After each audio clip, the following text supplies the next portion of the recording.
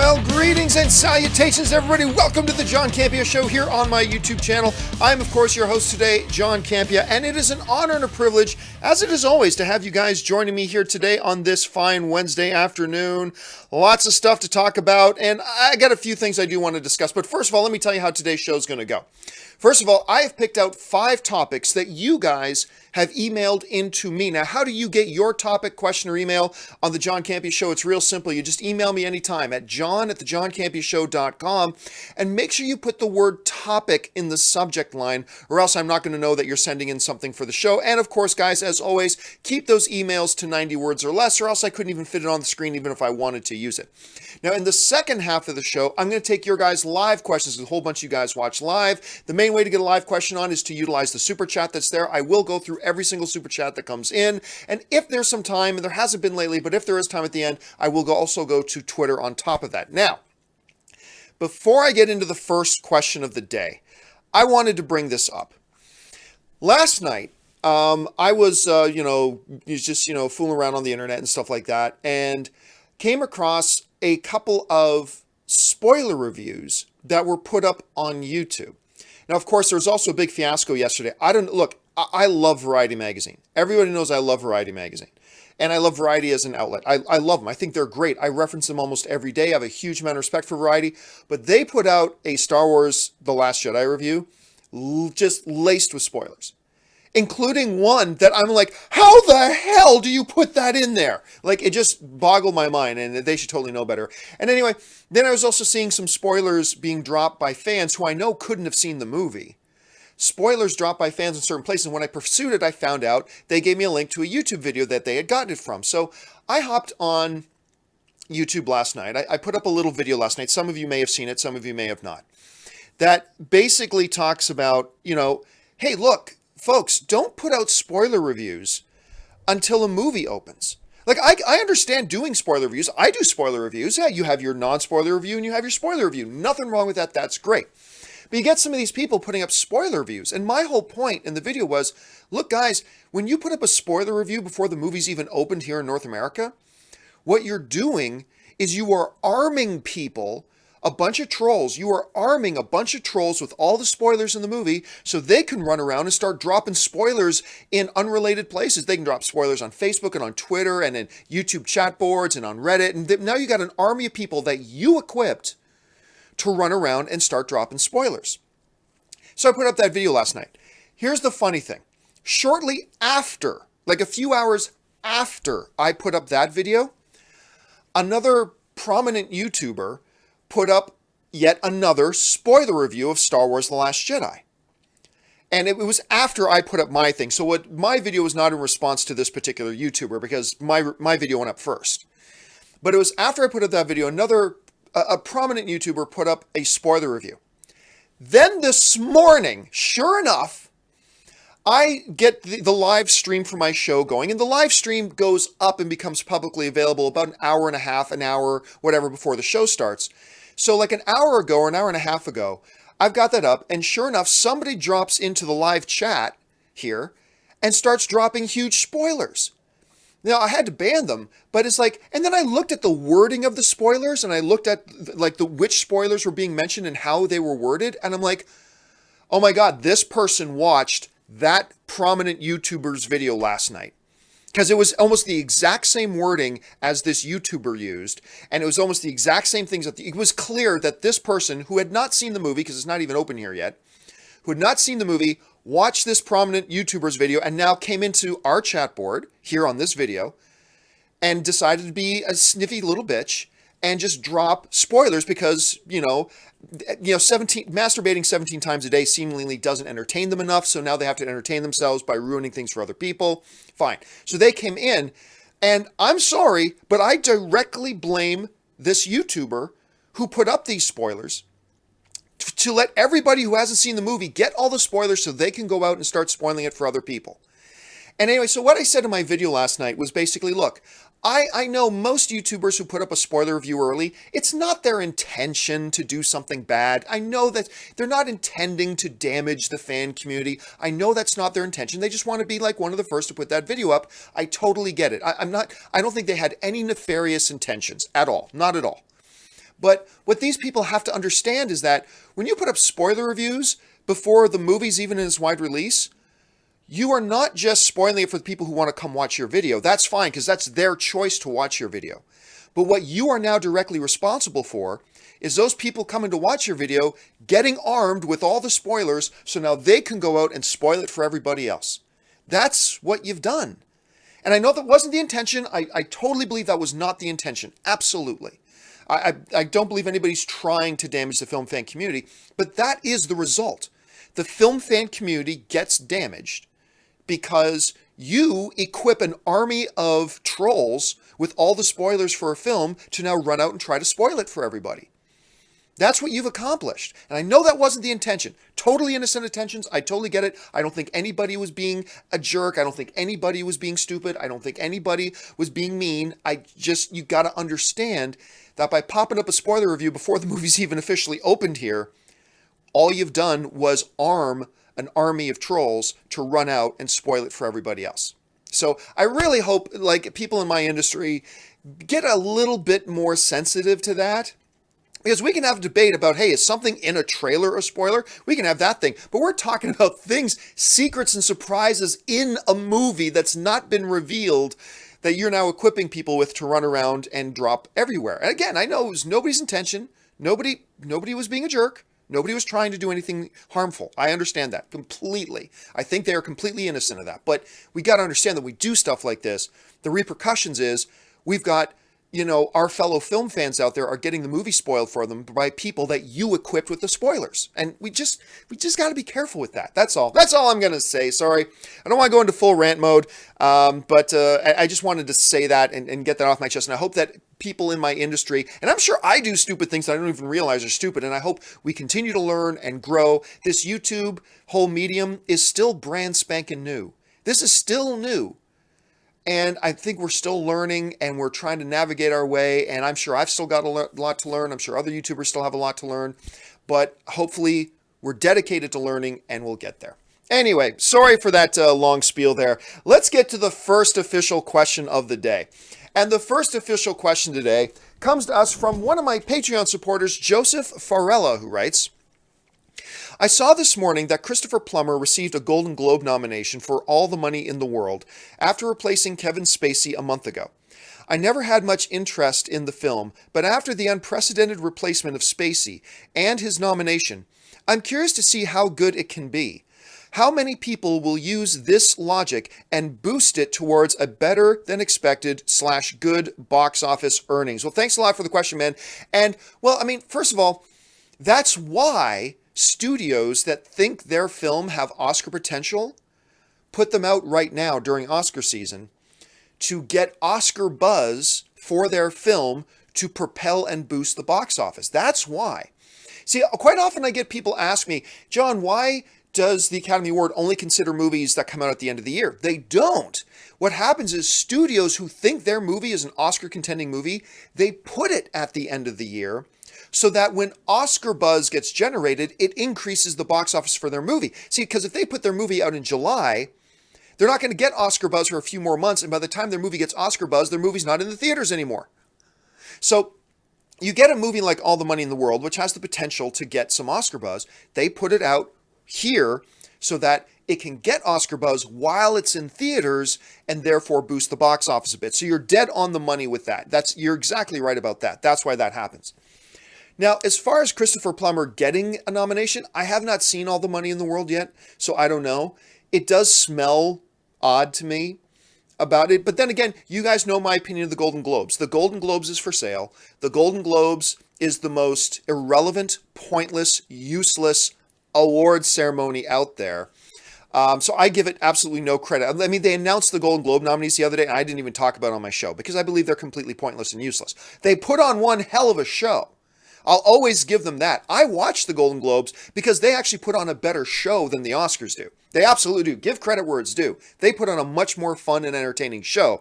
It's just that I don't think their awards are worth the paper that the winners are printed on. I mean, that's just my opinion on that. So anyway, that's just my thoughts. That is why you're seeing Oscar buzz getting pushed for that. And yes, I do believe it's going to affect its box office. How much is completely up for debate, but I do believe it will have an impact. All right, thanks a lot for the question. The next question today comes to us from J.A., who writes, "Hey, John, love the shows. Thank you so much, J.A. Just as excited for Star Wars. Now that you've seen The Last Jedi, do you feel the box office prediction that you made earlier will still be the same, or will it break records now that there's a great deal of positive feedback coming out?" All right, thanks a lot, man. And yes, this is opening weekend. Star Wars The Last Jedi is opening this weekend, so the big question now is, how much money will it make? I mean, we've answered the question now, at least those of us who have seen it have answered the question, how good is it? Now the next question, how successful will this film be? How much bank? How many people are going to rush out to see this thing opening weekend? How many people are going to rush out to come see this movie? That's the question in the air now, because we know how good it is.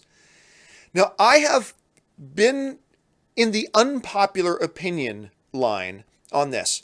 I have said from the beginning, I do not believe Star Wars The Last Jedi will break the opening weekend box office record, currently held, by Star Wars The Force Awakens. There was too many things going on with Star Wars The Force Awakens. Star Wars The Force Awakens opened in a different context than The Last Jedi is. Star Wars The Force Awakens was hailing the return of Star Wars. It was the recovery from the dark ages of the prequels. There were so many situations and circumstances surrounding that. It was Harrison Ford, something we never thought would happen again.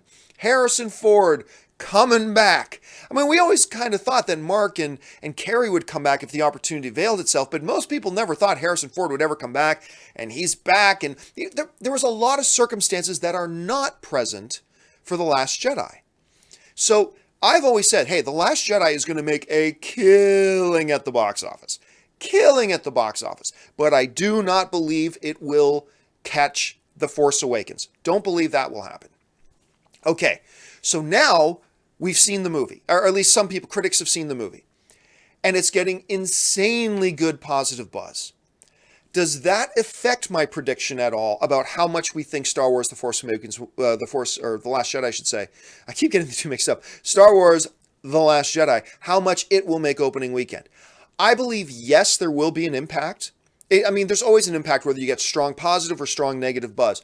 This is strong positive. I think it'll affect it positively. But to me, getting affected positively means instead of opening at 195 or 200 million opening weekend, I now put The Last Jedi at like 210. I'm going to say 210, which, if I'm not mistaken, I believe that would make it the second biggest box office opening in history. Let me just double check that. I'm going to open up Box Office Mojo right now. Opening weekends. Yeah, Star Wars The Force Awakens currently holds the opening weekend record of $247 million. Second is Jurassic World with 208. Third is Marvel's The Avengers with 207. Only 3 films in history are in a very exclusive club of opening with $200 million or more. I believe Star Wars The Last Jedi will become the number 2 all-time box office opening weekend movie, ahead of Jurassic World, ahead of Marvel's The Avengers, but behind The Force Awakens. So that's where I believe it's going to end up. I believe it's going to end up there. Now, there are a lot of people shouting at me, it's going to crush The Force Awakens records. It can't crush it. It can't. The Force Awakens had every available screen in the country with every available seat sold with blah, blah, blah, and it made so much. You can't do any more than that. I mean, it's basically made as much as it can make, so I just don't see that happening. Now, anything is possible. We know this. Anything is possible, but if it got even close, like if Star Wars The Last Jedi crosses like even 240, if it hits 240, I'll be really surprised. Pleasantly surprised, but very surprised. So I'm thinking The Last Jedi is going to come in around the $210 million mark. What do you think it's going to make? Jump into the comment section below and leave me your thoughts. All right, let's move on now to the third question today. And the third question today comes to us from another one of my Patreon supporters, Mr. Dion Shepard, who writes, "Hey, John. I'm glad you really enjoyed your time with Star Wars The Last Jedi." I very much did, Dion. Thank you for mentioning that. "What do you think about Jeffrey Dean Morgan's comments on the DCEU? He has expressed his excitement to play a role that he has his eyes on. I think we all know what he meant by that.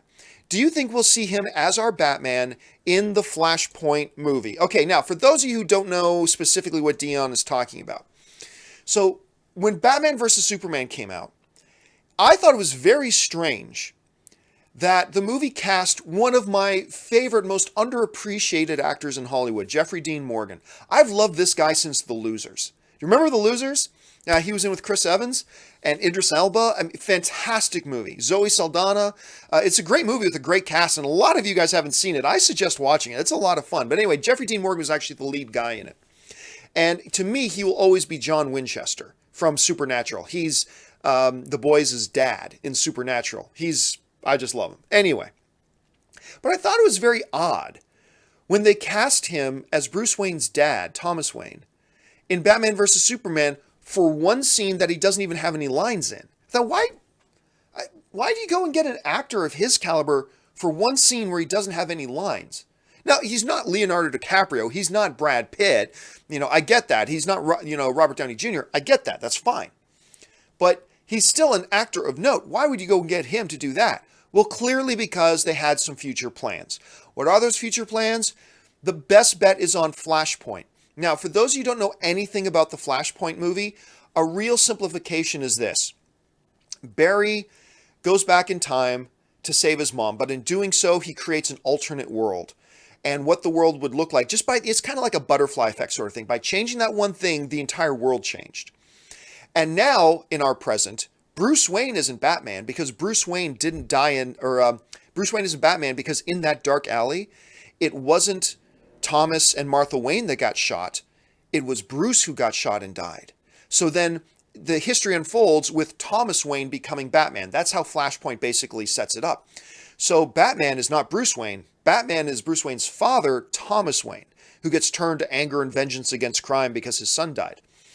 So I think it became pretty clear, what they probably have in mind here is to use a Jeffrey Dean Morgan to play Thomas Wayne as Batman in a future movie. So now that it looks like Warner Brothers is going to be dumb and not reboot, but they're going to just keep plowing forward and they're going to do Flashpoint, it looks like they're probably going to do that because Jeffrey Dean Morgan was just doing an interview where he said, I've got my eye on a role in the DCEU. Well, what role could it be, Jeffrey? You're already in the DCEU as Thomas Wayne.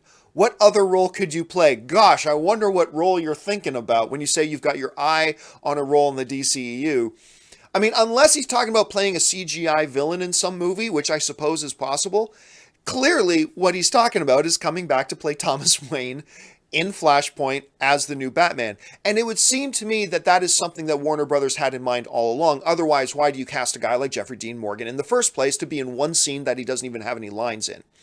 So it seems to me like they were setting up Flashpoint since then. It looks like they're going to keep moving forward with that and actually execute that. So that's fine and that's good. And I love Jeffrey Dean Morgan. I look forward to seeing him in there. So yes, that is what I think Jeffrey Dean Morgan was talking about. Yes, that is what I think they're moving towards. Thanks a lot for the question, man. All right. We move on now to the next question. And the next question today comes to us from one of my Patreon supporters, James Stanfield, who writes, Greetings and salutations, John. Well, greetings, James. Do you think that with the Fox characters going back to Marvel, there will be fewer comic book films coming out every year? Or will Disney and Marvel increase their production of 3 movies a year to 5 or 6? I've been following you ever since you covered Man of Steel at AMC Movie Talk. I watch your videos every day, and thank you for all that you do. Keep up the great work. Thank you so much, James. I really appreciate that. And James, you just nailed on the head one of the reasons I have never wanted the X-Men to go back to Marvel. Now, everybody knows I love Marvel. I think the MCU is great. I am a huge admirer of Kevin Feige, the way he has masterfully directed the MCU to great critic and fan success and box office success, the big trifecta. It's amazing, and I love and I celebrate and I splash around in the MCU like a little kid in a puddle. I love it. But I have never wanted the X-Men to go back to Marvel. Not because I don't trust Marvel with the X-Men. Sure I do. But Fox has been killing it with the X-Men movies. Like 4 out of their last 5 have been dynamite. So yes, there was Apocalypse, which didn't work so well. Okay, but 4 out of the last 5 were X-Men First Class, X-Men Days of Future Past, Deadpool, and Logan. They have been crushing it and doing things with their movies that Marvel would never do. But one of the big reasons I have never wanted X-Men to go back to Fox, and I've been saying this for years, is because I love that we live in an era where we get 8, 9 comic book movies a year. I love it. I want to be able to go to the movie theater once a month and watch a new comic book movie.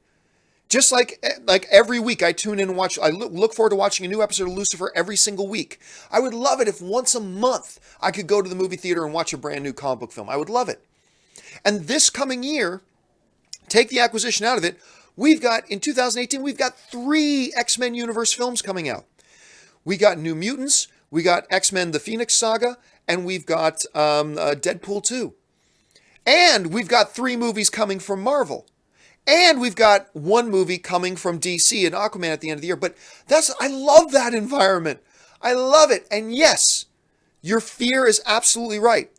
When X-Men and all that kind of stuff end up back at Marvel, Marvel doesn't have, look, there's only so far you can stretch yourself, especially if you're Kevin Feige. You can only stretch yourself so far. You can only do so many movies a year. So now instead of getting X number of films per year, X, no pun intended, instead of getting X number of films per year, we're now going to get a smaller X number of films per year because they're all under one roof.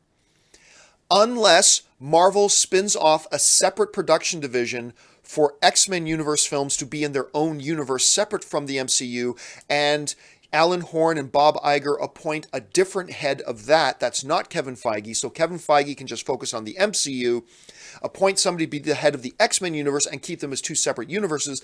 Then maybe we could see the same number of films come out. But that has always been one of my fears. Is I love that we get so many comic book movies, and I don't want to see less. And I don't want to see, what they've been doing, like with the R-rated Deadpool, R-rated Logan. If you put these movies in the MCU, they're not going to be R-rated. They're not. They're going to change them fundamentally. And so there have been several reasons why I've never wanted this deal to happen, but it looks like it's happening, and I'm sure they'll do something good with it. I have all the faith in the world in the folks over at Disney. I do, but, if I had all the money in the world, I would have bought it myself just so they didn't go to Disney. Just so we could still have more and different people and different teams working on these films instead of all of them over at Marvel. Don't get me wrong, wouldn't have wanted them to go to DC either because same problem, right? So anyway, that's just my thoughts on that. I'm sure you guys have a lot of thoughts on that. Jump down to the comments section and leave your opinion below. All right, final email question of the day. And the final email question today comes to us from Magdalena Rosario, who writes, do you think it's possible that one of the reasons Disney became interested in the Fox acquisition, was because of the failure of Inhumans? From what I understand, Inhumans were sort of seen as the replacement for mutants, but that was obviously a bust. What do you think? Well, thanks a lot for the question, Magdalena. And it's funny? I was having this conversation with a buddy of mine, just 2 or 3 days ago. Is because, look, remember, Fox or Marvel couldn't use mutants. Even when they have Scarlet Witch and Quicksilver in one of their movies, you cannot refer to them as mutants. You have to say they got their powers through Loki's staff and the Infinity Stone that it had and stuff like that. And you had to make up all these different things because they couldn't be mutants because mutants belongs to Fox. The license is over there. So the whole notion was, you know what? Let's create a replacement for mutants and let's call them Inhumans. But anyway, for the movie division, the movies are okay, we can't use mutants, but we can use Inhumans. Inhumans are ours. So let's start introducing Inhumans to make people forget about mutants. And let's just use Inhumans. So they started off by really kicking that off with Agents of S.H.I.E.L.D. They kind of botched how they did that, but whatever. And then again, I think Agents of S.H.I.E.L.D. is a botched show, but I know a lot of you guys love it, and that's great. I'm not poo-pooing on the fact that you like it. That's great that you like it. I watch it every week, and I still don't think they're getting it together. But anyway, Clark Gregg is awesome, though. That aside. So they started doing that, and then the plan was originally, now normally we're used to hearing DC having planned movies and then scrapping them, but this is an instance where Marvel did it. Marvel had planned an Inhumans movie. I believe it was for 2019 or something like that. Marvel had planned an Inhumans movie. Then they had a change of heart. There was some infighting over this one thing between Perlmutter and Feige. Anyway, so the long and the short of it is, they split up divisions, Inhumans stayed on television. And they decided, we're going to do an Inhumans TV series. Okay. And they did that. And that still opens up the possibility for really cultivating this Inhumans thing to get the audience on board with them, big replacement for mutants, blah, blah, blah, blah, blah, blah. Well, then Inhumans comes out.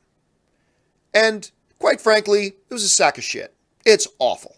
Like, just terrible. I went to the IMAX movie theater screen. Remember they did that big debut where they put the first 2 episodes on IMAX and you can go watch in the theater in advance? So I rushed out and watched that, and I was so ready for it, and I was like, oh my God, this is so bad. Holy crap, this is bad. Oh my God, I almost can't even look at it. It's so bad. It's awful. I mean, I said before that Iron Fist was the worst thing that Marvel's ever produced, like as far in the modern age of their media presentation. That is, of course, not true. Inhumans is the worst thing they've ever produced. Then maybe Iron Fist, then maybe Jessica Jones, then maybe whatever. So, yeah, Inhumans comes out as a total flop. And that was the kind of the impetus for the conversation with my buddy being, my buddy brought this up and said, what do you think the chances are? Like, do you think maybe the reason Disney is pursuing Fox is because they realized their Inhumans gamble didn't work, and they do indeed, if they want to keep expanding, they need the X-Men? Totally understand why you would bring that up, totally understand why you would think that, and totally understand why on its surface it looks like that could be one of the reasons that Disney went after Fox, is because their Inhumans thing was a total bust, we need the mutants. However, I do not think that was the motivation, and here's why. As we've mentioned before on this show, and many people have mentioned elsewhere as well, the main reason Disney was going after Fox has nothing to do with the X-Men or Fantastic Four. Nothing. I actually even think that Disney is more interested in the television properties that they're acquiring than they are about Fox's movie properties. Disney put out a public statement saying, we are looking to acquire so we can have content for our upcoming streaming channel. Disney is going all in on this streaming channel. They are 100% all in on this streaming channel. They believe this streaming channel of theirs is their future. So they're going balls to the wall, all in on the streaming channel, and they want to get content. So is the acquisition of X-Men and Fantastic Four and all that kind of stuff a big benefit that they're very happy with that they're getting? Yes. But none of that was the main reason they went after it in the first place. The main reason they went after it in the first place was to get that content that they can use on their streaming channel, and really had nothing to do with that. Now, somebody can then bring up, do you think they want X-Men as content not for the movie universe, but for their streaming channel? Yes, that is definitely a possibility. Seeing all of us talking about, will the X-Men join the MCU? Will the X-Men have their separate movie universe? Which is, if they're putting the X-Men in the movies, I hope they have a separate universe, but whatever. But what is another strong possibility here is that we don't see the X-Men on the big screen at all. Maybe they're just acquiring the X-Men to just do a whole line of streaming service television programming with them. That's interesting. That's interesting. Again, I really hope they create a new movie universe for them because I want my movies, but maybe they're just going to create a whole lot of streaming service, X-Men world-related television programs that, once again, are not connected to the MCU. That's totally a possibility. So let's keep our eye on this situation and kind of see how it unfolds over the next little while. All right, guys, that will do it for the first half of the show now. We're going to go moving into the second half of the show where I'm going to take your live questions. Once again, the best way to send in a live question, the only way you're guaranteed to have your question on, use the super chat function. If there's still time at the end of the show, I will also go to Twitter, so you can start dropping those in now, and I will take them in the order that they come in. But before I get to that, it is time for my 1-minute commercial break where I admittedly shamelessly plug my Patreon campaign, which is the thing that keeps the lights on around here. So we will be back in just 1 minute after this shameless plug. Check it out. For those of you who have followed me for any period of time, you guys know that I made the decision recently to leave the corporate overlords. I no longer wanted to work for corporations. I wanted to be an independent content creator. And the only way I've been able to do that is by the support of my Patreon supporters. So what I would like to do is to ask you guys who watch my shows, who spend any amount of time with me every single month, to consider going over to www.patreon.com/John Campea. There you'll get all the information about what exactly does it mean to be a Patreon supporter of mine? What does being a Patreon supporter do for helping to make sure that shows like this one and all the other shows I do here on my channel can actually be produced? And on top of that, what benefits are there to being a Patreon supporter? And maybe if you guys can check that out, if you decide you want to be one of my Patreon supporters, that would be awesome. And if you don't, that's perfectly fine too. I'm just happy that you guys have decided to be here today and be a fellow movie fan and join us in the conversation. So go and check out the website, see if you want to become a Patreon supporter. And now let's get back. All right, guys, and a special thank you to all of you guys who are already my Patreon supporters. You guys make this thing happen. Of course, some benefits, audio-only podcasts of the John Campea Show, of Star Wars Talk Tuesdays, of Weekly Heroes. We do an after show on the Facebook group for about 10 or 15 minutes with Patreon supporters on the Facebook group, just going a little bit deeper into the topics. Anyway, check out the Patreon page. See if it's for you. If it is, awesome. Thank you for supporting the show. And if not, that's totally fine. I'm just glad that you're a fellow film fan with us here, joining the show and joining the rest of us here.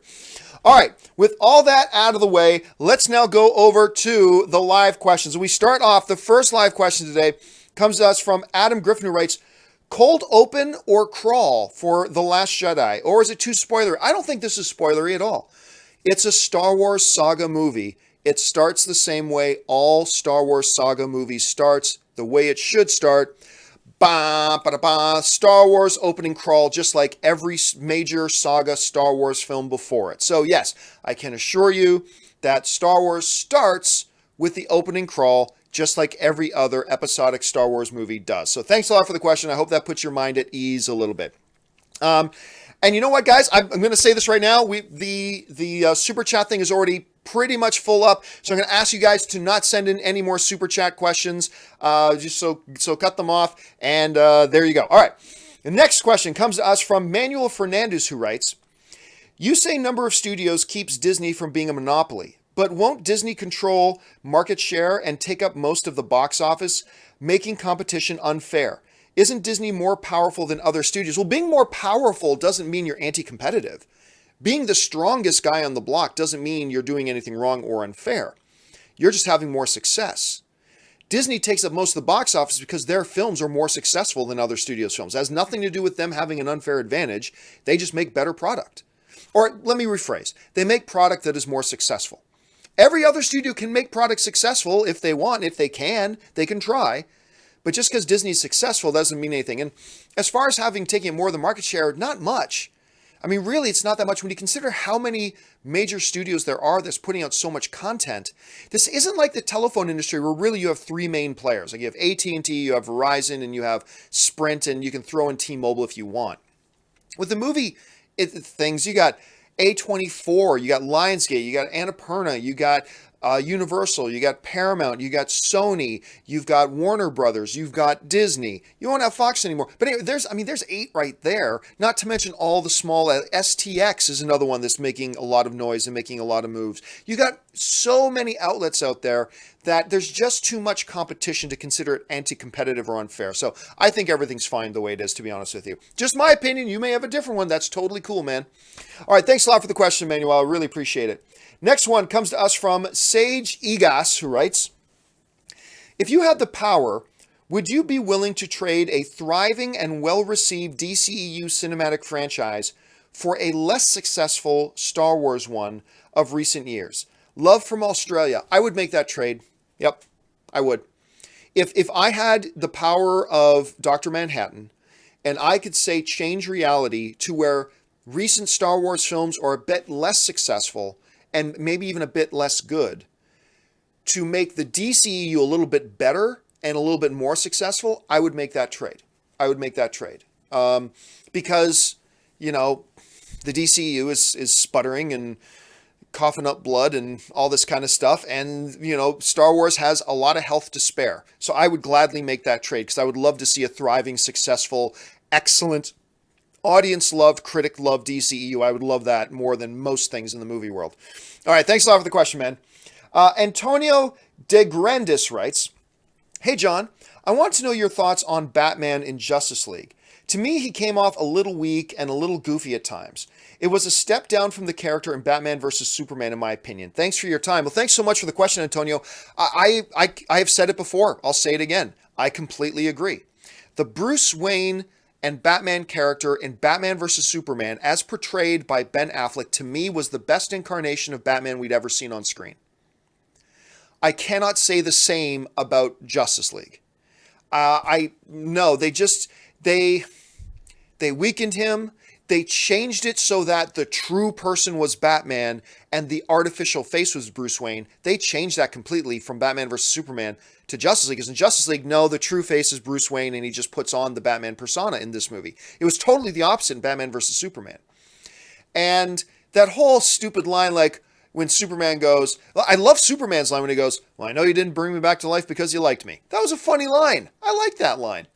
What I did not like was Batman's, like some, like nervous schoolgirl. I don't not like you. I was like, oh God, come on, it's Batman. Batman doesn't say that. Anyway, so I completely agree with you. I thought the Batman incarnation that they gave us in Justice League was a serious step down from the Batman incarnation they gave us in Batman vs. Superman, which I totally loved. All right, anyway, thanks a lot for the question, Antonio. Next one also comes to us from Manuel Fernandez, who writes, will the deal create a domino effect? Probably the deal, you mean the Fox and Disney deal. Will the deal create a domino effect in that studios will begin buying other studios to try and compete with Disney? I've read Paramount isn't doing so well financially. Well, look, it's not about competing with Disney. That's the thing. It's just about putting out good movies yourself that make money. Has nothing to do, like if Star Wars The Last Jedi comes out and makes $3 billion at the box office. It's not, but if it did, that in no way affects some movie that Paramount's going to put out in February. No effect at all. And Disney acquiring Fox isn't going to hurt that movie that Paramount is putting out in February. Paramount just needs to put out a great movie. Put out a great movie in February and you will succeed. It's not about competing with Disney per se. Now, Disney is making this acquisition because they believe they're competing against Netflix. Because they see a shift coming in the entertainment landscape and they want to be ahead in that area as well. And they want to dive into that area. So that's a different situation. But honestly, will it create a domino effect? I'm not really sure about that. I don't think a lot of studios in the position they could write a $60 billion check like Disney was in a position to do and Comcast was able to do. So I don't know that it'll create a domino effect, to be honest with you. I don't. So, but who knows? You might be right. Like 6 months from now, we might hear, I don't know, Universal, Comcast is selling off Universal. Maybe we'll hear that, Lionsgate is selling off Summit. Maybe we'll hear that, it's possible. It's absolutely possible. I don't think this was going to happen, but we'll have to keep our eye on that over the coming days. Thanks a lot, Manuel. All right. Next question comes to us from Nick Smith, who writes, what do you think Disney would do with Deadpool? I don't know, man. I don't know. And it's actually one of the things that I'm worried about. I'm worried about what will Disney do with Deadpool, to be honest with you. Now, I'm sure Deadpool 2 is not going to be affected at all. Deadpool 2 is done. It's shot. I mean, it's still going through post-production and everything, but for the most part, that movie's done. The new X-Men film, the Phoenix story, is done. They've done shooting it. It's done. The new Mutants is done shooting. I don't think any of those three movies are going to be affected. The question is what happens after that to those characters. I don't know, but I am very, very nervous about what they're going to do with Deadpool. I really am. I should try to get a hold of Ryan Reynolds and say, Ryan, what's happening? Has anybody from Disney reached out to you, Ryan, to tell you what's going to happen with this? I would love to talk to him about that. He is a fellow Canadian. Listen, we go on to the next one. Manuel Fernandez writes in again, what's the worst adaptation of a cartoon/book/anime you've ever seen? For me, it's The Last Airbender. P.S. No comic books. It's tough, Manuel, for me to take these questions. What are the number one this? Because these are questions I would want to sit down and think about instead of just answering off the top of my head. Dragon Ball Z is pretty brutal. Super Mario Brothers was pretty brutal. That one was all kinds of awful. I'll go Super Mario Brothers. But again, don't hold me to that because you're not giving me a chance to think about it. So maybe if I thought about it, I'd come up with something else. But for now, I'll go Super Mario Brothers. And The Last Airbender definitely deserves to be on that list. So Last Airbender, Dragon Ball Z, and the Super Mario ones are the ones that jump to my mind the most. If you guys have some other ones, jump into the comment section and let me know what you think. All right, this one comes to us from Matt Joe, who writes, what is your favorite Star Wars character? Oh, Luke Skywalker. Luke Skywalker is my favorite Star Wars character. Always has been, always will be. Now, if you ask me who besides Luke, Han, Leia, and Vader, besides those major characters, I'll probably go the Emperor. Emperor Palpatine, Sheev Palpatine. He's so wicked and so evil and so brilliant and maniacal and powerful. Unlimited power! Anyway, so I do love him despite the fact that a lot of his stuff was in the prequels, which I hate. But Palpatine, I've always really dug Palpatine. All right, next one comes to us from Tony Bush. And Tony Bush writes, Christopher Hivju, who plays Tormund in Game of Thrones, is my Wolverine. Are you familiar with the actor? Well, I'm familiar with him in Game of Thrones. But again, anytime any of you ask me a question of, John, what do you think about X actor in X role? The only answer I'm going to give is it a great actor? And if it's a good actor, that's all that matters to me. Who would have thought a 6'2" guy in Hugh Jackman could be Wolverine when Wolverine's supposed to be 5'3", right? Who would have thought? Nobody would have said that. No, he cannot be. He cannot be. All that matters is that it's a really good actor, and look how it turned out. Now all of us want to cry ourselves to sleep at the thought that Hugh Jackman won't be Wolverine anymore. But, and at first people were like, no, who's this guy? Some Broadway musical guy who's 6'2", 6'3". Get him out of here. He can't be Wolverine. All that matters is, are they a good to great actor? It's all that matters. It doesn't matter if you've never heard of them before. It doesn't matter about what their physical stature is. I mean, if you're trying to get Superman, you don't want to get, I don't know, like, who's a big heavy actor? I don't know. You don't want Patton Oswalt. Although I love Patton Oswalt. That's unfair of me to say. I think he's awesome. I love Patton Oswalt. But you don't want to get Patton Oswalt to play Superman, right? I mean, so clearly there's a huge physical thing there. But just as long as it's a good actor, man. As long as it's a good actor, that's all I care about. All right, thanks a lot. But by the way, Tony, if they announced Christopher as Wolverine, I would have no problem with it. I go, yeah, the dude's a good actor. Yeah, so I'm on board. That's how I would feel. All right, Manuel Fernandez, who is busy on the chat board today, writing in honor of Doug Jones's victory in Alabama, which films give you a sense of faith and hope in humanity? Well, there are a lot of films, but one of the films that I often go to that gives me a lot of faith in humanity is the Steven Spielberg film, and it's actually my favorite Steven Spielberg film. Out of all of Steven Spielberg's films, my favorite one is Amistad. Amistad is a powerful, moving, wonderful film that gives me a bit of hope for humanity every time I watch it. So that's one that stands out to me. Thank you so much for the question, Manuel. All right, next one comes to us from Avalar, who writes, hey, John, thinking about cutting the cord for 2018. Got any general tips or suggestions? Good ways to still watch sports. Thank you. Well, dude, I cut the cord 8 years ago. Or 7 years ago. 7 or 8 years ago, I cut the cord and I totally disconnected cable service. And I went to my Roku. And I've been basically living my media off my Roku ever since. Every once in a while, I've gotten an Apple TV or I used a Chromecast or something like that. But I usually keep coming back to my Roku. And so when you got like Roku, the big things, here are my main staples on Roku, okay?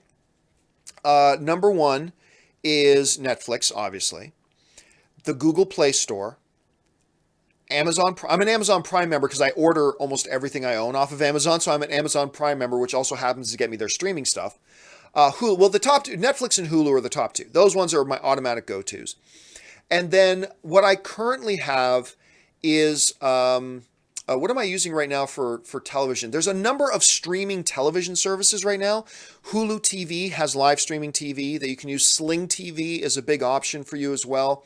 Direct has, I think it's called Direct Now or something like that, where they got like 50 channels on it. YouTube has YouTube Live TV, and they've got like 50 or 60 networks on it.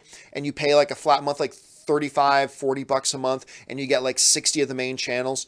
And that's how I primarily get my sports, because they have ESPN, Fox Sports 1. I'm a big UFC guy, obviously, so it's important to me to have Fox Sports and Fox Sports 1, FS1, FS2, things like that, because they put a lot of the UFC fights on there. But those are the main things. Get a Roku. Have your Netflix and your Hulu set up. Pick a television streaming service like a Sling TV, YouTube, Hulu TV, or a PlayStation View is another one. They have a streaming service as well.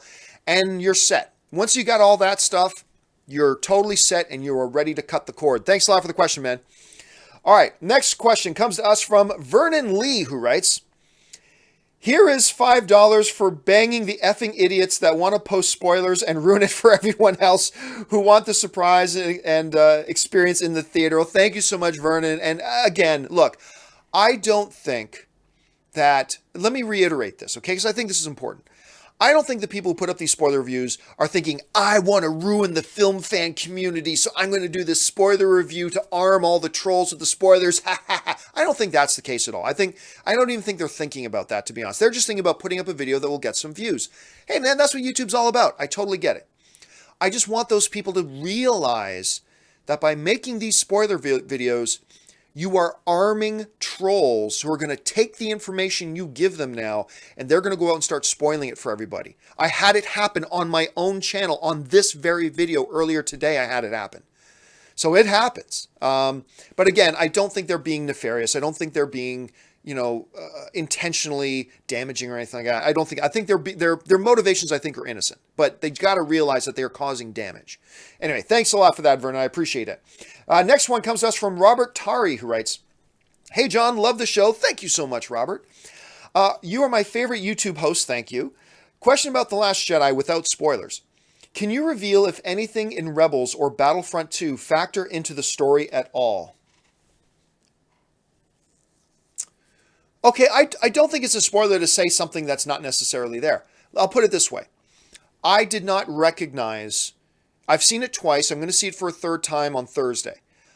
I didn't recognize in my viewings anything that's a direct connection to either Rebels or Battlefront 2. I didn't recognize anything that had a direct connection to that at all. So maybe I'm wrong. Maybe other people have seen it, do recognize some connections. If there are, they're probably very loose and very vague, but I didn't recognize any. So the movie's the movie. Thanks a lot for the question, Robert. Hopefully I answered that as well as I could. Jimmy Gillenentine writes, my sister spoiled Vader was Luke's dad when I was a kid. That is, when you're talking about spoilers, I think there are 3 spoilers that are the holy trinity of spoilers in film history. One of them, maybe 4. I'll say a Mount Rushmore of spoilers. Oh, gosh, no. 5. 5 main ones. I'll go with 5 main ones. Okay. 1, and maybe I'll forget them before I get through the list. 1 is Vader being Luke's dad. Is definitely one of the king ones of all time. 2, Rosebud in Citizen Kane. Massive, massive, massive one. A third, these are no particular order. A 3, who is Kaiser Soze in Usual Suspects. 4, where was I going with that? Kaiser Soze. Oh, Sixth Sense. Sixth Sense is one of the other big spoilers. And this, so it says Luke's dad, what was the 5th one? I had a 5th one in mind and now I'm forgetting. But anyway, yes, that sucks that got spoiled for you because that is one of the great spoilers of all time. Anyway, thanks a lot, man. Next one. Tony Bush writes, Game of Thrones to Planet of the Apes to Godless. Runaways has been my favorite score this year. Could you do a video of your top film scores? I don't think so. I don't think I will. Just because for the most part, I actually don't think me doing a video on my favorite film scores would get all that much attention. Plus, I can't play any of the music. It's kind of pointless for me to talk about a score when I can't play any of the music because YouTube is super sensitive to music, way more sensitive to music than they are to images or video. And you start using music scores, YouTube, the algorithms on YouTube just automatically flag it and all this kind of stuff. So I don't want to roll the dice on that. So it's a great topic, but that's why I'm probably going to shy away from doing a specific video on that. Just because I'm a little trigger shy about it, about what the ramifications could be. But totally understand why you would bring it up, Tony. Absolutely. Let's see. Antonio De Grandis writes, should studios have a spoiler review embargo? Yeah. I hadn't really thought about that, but we are now in an age where spoiler reviews are becoming so prevalent. Again, I have no problem with spoiler reviews. After a movie's been out for a day or two, I have no problem with spoiler reviews. So, yeah, maybe studios should start signifying in their emails, like when studios send me an email to invite me to a screening, they'll put in that invite, please note, the reviews for this movie are under embargo until such and such a date at such and such a time. Maybe they should make a second paragraph, also please note, please keep any spoilers from reviews, i.e. spoiler reviews or other reviews like that, until 2 or 3 days later. Maybe studios should start doing that, and maybe people would respect it a little bit more. I'm not sure. Good question, though. Ghostface1999 writes, John, with Daniel Day-Lewis getting snubbed and Denzel Washington getting a nod for a SAG, is there a difference on what critics see and what actors see in acting? Well, I haven't actually seen, gosh, I didn't notice this when I started this morning. Did the SAG nominations come out? Yes, there it is. The SAG nomination award list did come out. I didn't even realize that. Okay, so let me just take a peek here. Outstanding performance by an actor in a leading role. Denzel Washington, Gary Oldman, Gary, James, Timothy Chalamet, and we didn't get a nomination for Daniel Day-Lewis. That's shocking to me. Daniel Day-Lewis not getting a nomination is shocking to me. But then again, I haven't seen The Phantom Thread yet. So having not seen The Phantom Thread, I really can't comment on it. So I can't say.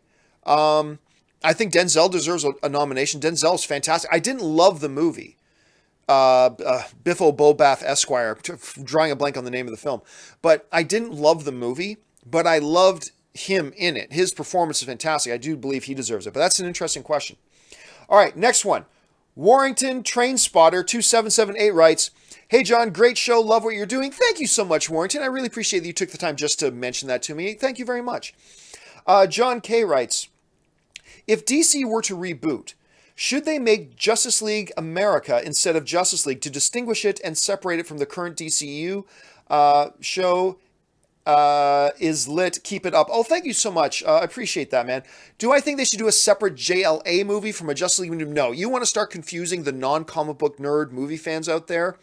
Then you do it that way. I don't think that's the way they should go. They need to get a tighter ship together, not start making it more elusive and more convoluted, more whatever, because it's great that people who know the comics and know the old cartoon history or stuff like that, that's great for us, but we represent 5% or less of the overall movie-going audience.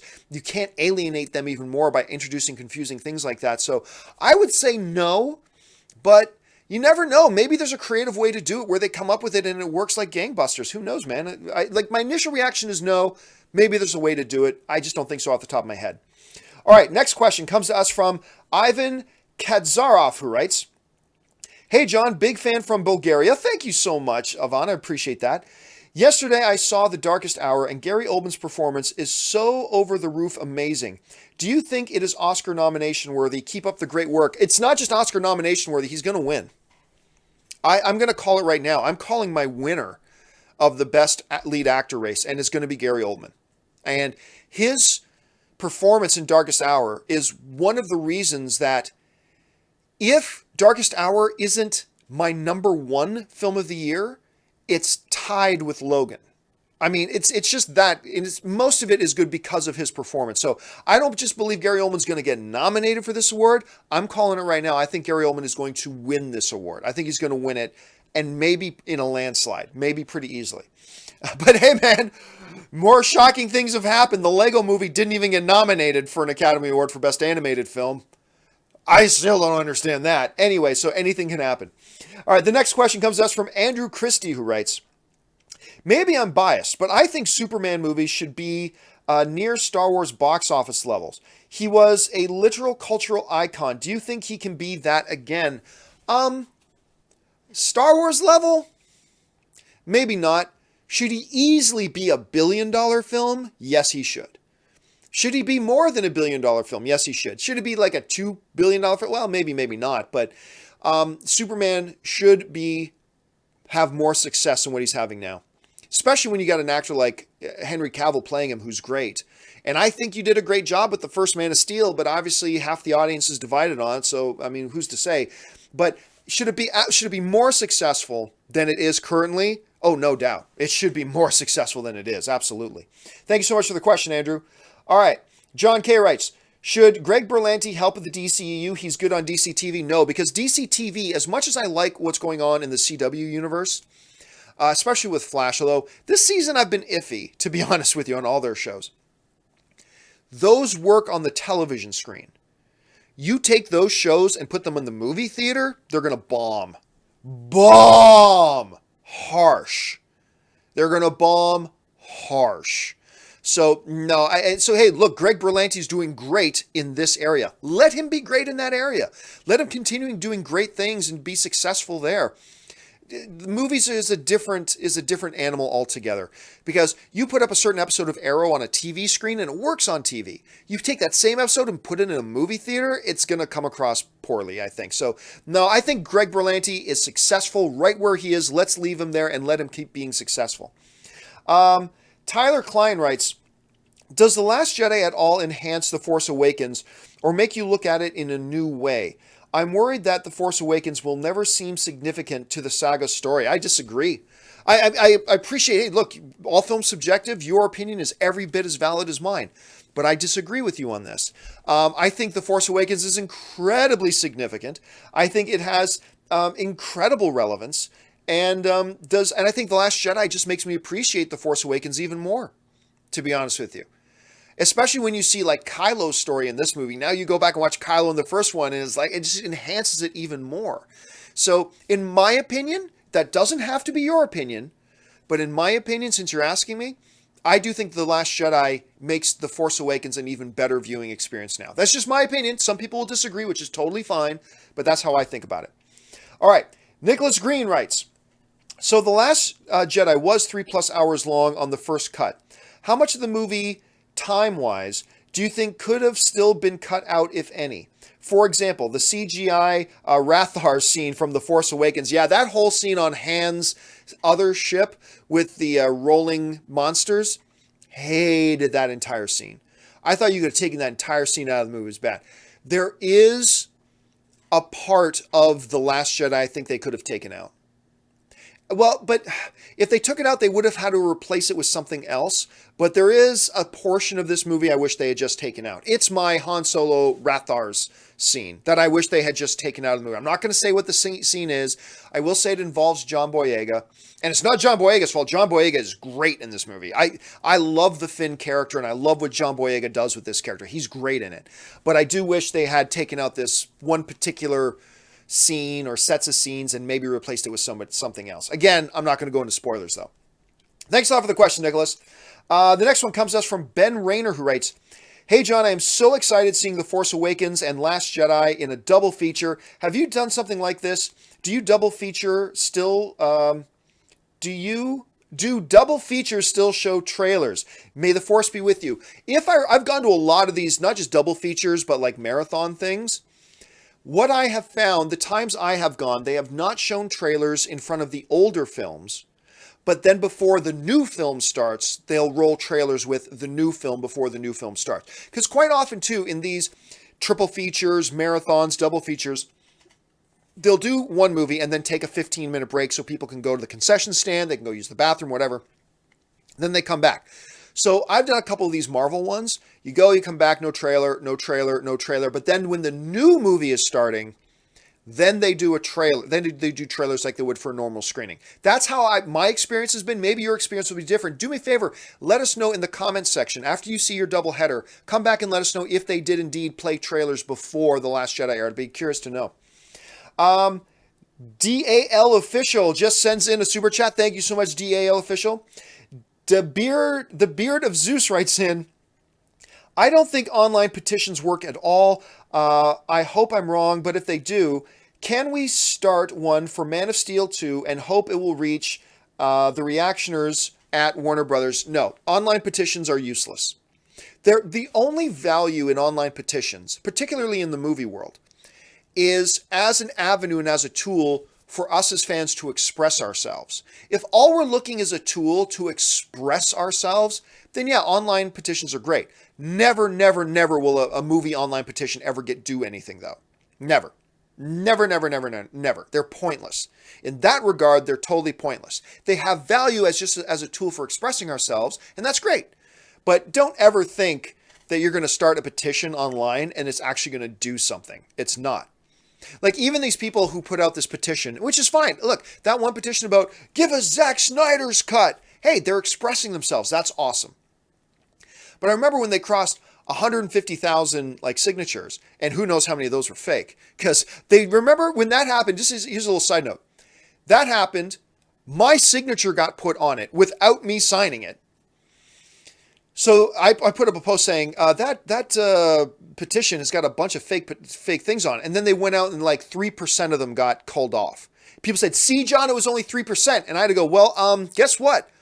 Mine was a false signature and it's still on there. So don't say it was just 3%. But anyway, oh, sorry, my camera went out there. So anyway, what happens then is that you get this situation where I had to go to my backup camera because I forgot. I use a Canon 7D as my main camera, all right, which is right over there. And what happens is if you don't push the button on it every 30 minutes, it powers off. And there's nothing I can do. And I forgot to hit the power button. So I'm sorry about that, guys. So what happens is, get 150,000 signatures on it. That's great. But guess what those 150,000 signatures are worth? Nothing. Because 150,000 signatures represents 150,000 people, which means that is just like 1% of the movie-going audience.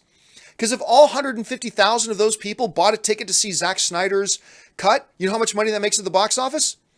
$1.5 million. It's nothing. So don't ever think any of your online petitions are actually going to legitimately accomplish anything, because it's just not. All right, guys, we have hit the 1 hour mark. Thank you so much. Now, a bunch of you guys have still sent in there's still a bunch of super chat things to come in here, and I promised you I would answer every single one of them. So what I'm going to do is, in about an hour or two, I'm going to put up a second companion video to today's show, answering all of the rest of your super chat questions. If you have sent in a super chat question that came in late, I'm not going to abandon your question. I'm going to do a second video as a companion video to this one to answer all of your questions. That will go up in the next hour and a half. So if you've sent in a question, it's going to get answered. I promise you that. So, but we have hit the 1 hour mark, so we're going to wrap things up here. Thank you so much for joining me here today, guys. Don't forget, jump down to the comment section, leave your thoughts, and remember, when you do, you're talking to fellow film fans. So make sure you keep in mind that we're all on the same team together. Click the thumbs up button. Make sure you subscribe to my YouTube channel. We have over 100,000 subscribers already, but we've got room for a whole bunch more. Make sure you subscribe to my YouTube channel now. And also make sure you're following me on social media, on Twitter, simply at John Campea. You can see that right there. All right, guys, that will do it for me for today. Thanks so much for joining me. My name's John Campea, and until the next video, bye-bye.